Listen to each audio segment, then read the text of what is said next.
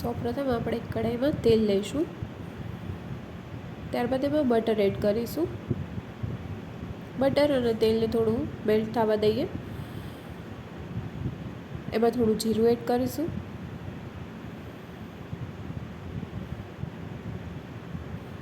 બધું જ સરખું મિક્સ થઈ જાય ત્યારબાદ તેમાં થોડી હિંગ એડ કરીશું.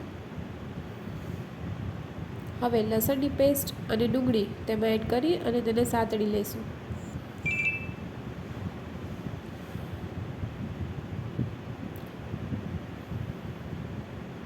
ડુંગળી બ્રાઉન થઈ જાય ત્યાં સુધી સાતળવાની છે. ત્યારબાદ તેમાં ટમેટાં એડ કરી અને બંનેને મિક્સ કરી સાતળી લઈશું.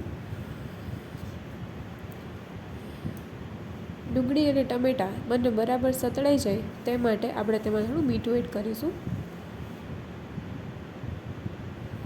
હવે આપણે ધીમે ધીમે બધા મસાલા એડ કરીએ. મરચું, ધાણા જીરું, હિંગ, હળદર, ગરમ મસાલો, પાઉંભાજીનો મસાલો.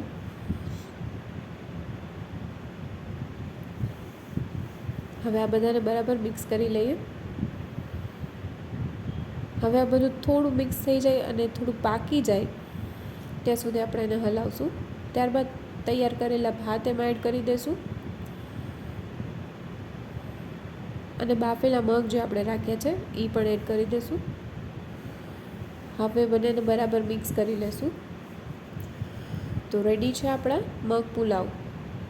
તમે પણ તમારી ઘરે ટ્રાય કરો અને કહેજો કેવા બન્યા.